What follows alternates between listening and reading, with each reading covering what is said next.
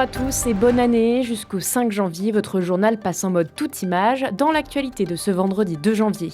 À Couzance-les-Forges, le drapeau européen a été retiré de la façade de la mairie et remplacé par celui de la coordination rurale, un geste du maire pour afficher son soutien aux agriculteurs et dénoncer certaines décisions européennes.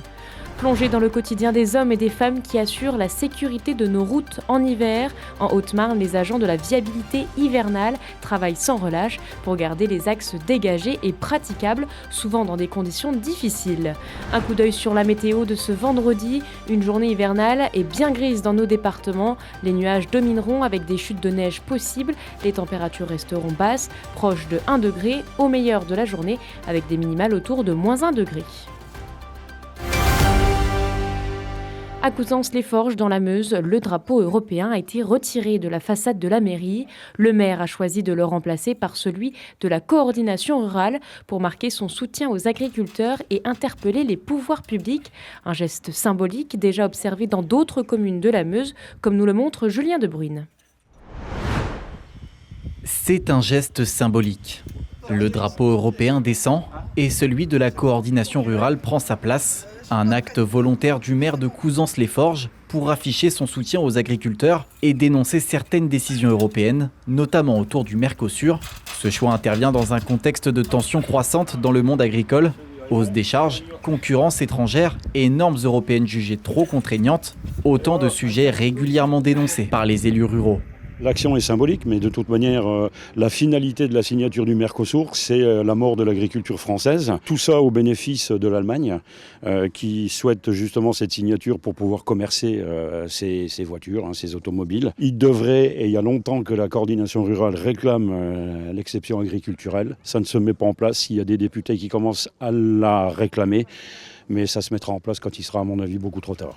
Mais dans le département, ce n'est pas un cas isolé. Couzance-les-Forges devient le 3e village de Meuse à décrocher le drapeau européen ces dernières semaines, après Èvre en Argonne et Savonnières en Perthois. La coordination rurale rappelle que cette initiative ne vient pas d'elle, mais le syndicat soutient la démarche, estimant qu'elle met en lumière le malaise d'une partie du monde agricole. On nous met dans des concurrences déloyales en permanence, et avec des pays qui vont produire dans des conditions, on va dire, hors normes. Nous, on ne pourra pas tenir. Et le consommateur ne va pas s'y perdre. Le consommateur, il ira directement au prix. Il sera tellement perdu et sera tellement floué qu'il ne pourra pas reconnaître le bon du mauvais. Pour l'organisation, l'objectif n'est pas de remettre en cause l'Europe, mais d'alerter sur les conséquences concrètes de certaines décisions pour les exploitations locales. Le maire de la commune a d'ores et déjà annoncé que les drapeaux de la coordination rurale resteront sur la devanture de la mairie jusqu'à nouvel ordre. Chaque jour, 52 agents sillonnent les routes de la Haute-Marne pour assurer la sécurité des usagers. Entre points météo avec Météo France, coordination des interventions et patrouilles de terrain, ces hommes et femmes, rarement vus, surveillent, mesurent et interviennent sur plus de 4000 km de route dans des conditions souvent difficiles. Un dispositif discret mais essentiel qui garantit la circulation même en période hivernale. Regardez ce reportage de Célia Richard. C'est des nuages, pas des brouillards. Parce que les nuages devaient se dissiper, ils ont été très loin à se dissiper en fait. Christophe est un des 7 permanents du conseil départemental de la Haute-Marne. Et comme à chaque fois qu'il est d'astreinte à la viabilité hivernale, il commence par faire un point avec Météo France.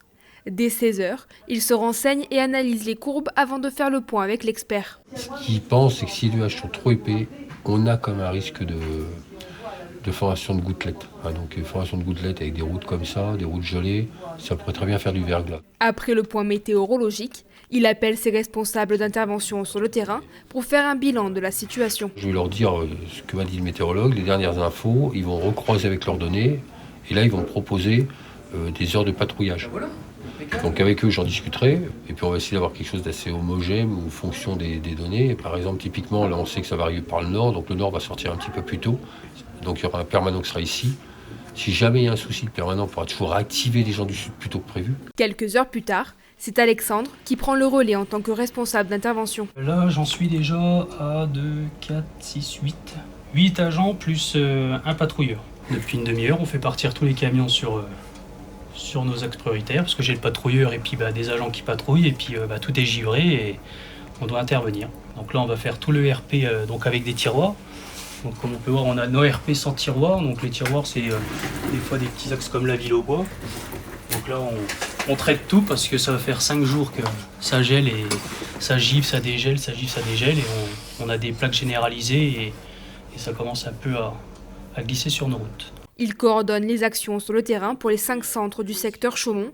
Il informe ses 13 agents en temps réel, ajuste les dispositifs et décide du déclenchement des moyens. Juste pour remonter, tu reprends par le puits, tu reviens là, tu vas jusqu'au petit rond-point de la maladie. Lui, il a commencé là, après toi, tu refais là, tu refais ça, tac. Et lorsque les conditions l'exigent, les agents interviennent. Salage, déneigement, sécurisation après un accident ou un obstacle sur la chaussée. Le réseau est traité par ordre de priorité, grands axes, routes secondaires, puis réseau auxiliaire. Plus de 4000 km de routes sont ainsi surveillées quotidiennement. Un travail de l'ombre, discret, souvent invisible, mais qui garantit la sécurité de tous les usagers. Et les patrouilleurs sont les premiers sur les routes. Donc là, le patrouilleur, il va vérifier déjà l'efficacité des traitements. Donc savoir si le salage a un effet sur le verglas aujourd'hui. Et puis par la suite, aller faire tout ce qui est réseau secondaire, donc entre guillemets les petites routes, pour savoir si on a besoin d'envoyer un traitement sur ces zones-là. Les mesures, les taux d'humidité, les températures de chaussée et les températures de l'air, on les prend plutôt sur une phase qui est plutôt avant l'intervention. Donc c'est ce qui nous permet de juger le départ ou non des camions. Ils sont 2 patrouilleurs par secteur avec plusieurs points de contrôle sur chaque tournée.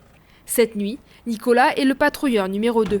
À chaque arrêt, il relève différentes mesures. Alors ça, c'est notre première sonde.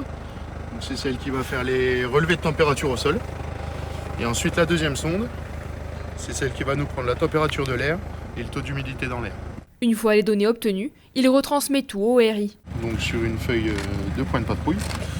Donc ici on peut voir l'état de la chaussée, les conditions atmosphériques, la présence de brouillard, la présence de précipitation, s'il y a du vent ou pas. Et ensuite on va retransmettre les données que l'appareil nous donne. Donc l'humidité relative. Donc c'est l'humidité dans l'air ambiant, la température de l'air et la température de surface. Je t'appelle pour le point de patrouille numéro 5. Température de l'air, moins 5,2. Température de surface, moins 4,8.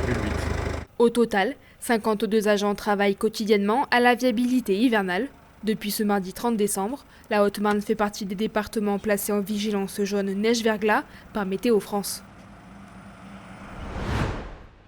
C'est la fin de cette édition, merci de l'avoir suivi. Dans un instant, la météo, restez avec nous, l'information continue sur Puissance Télévision et puissancetélévision.fr. On se quitte sur ces images qui vous rappelleront l'année 2025 et le début de la migration des grues. Bonne journée.